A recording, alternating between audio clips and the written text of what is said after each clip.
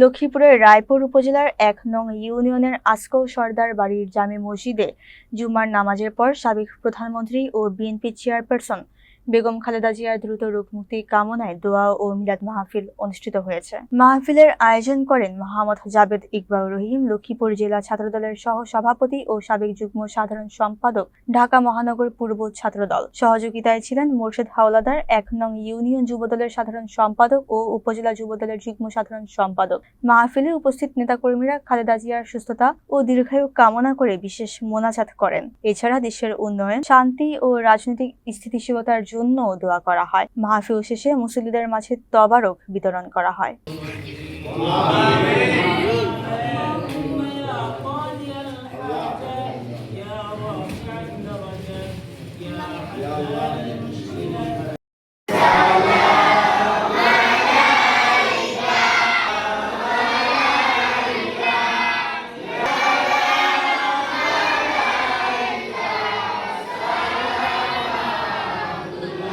আল্লাহর মুক্তি কামনা আমাদের মিলাদ আছে, সবাই মিলাদ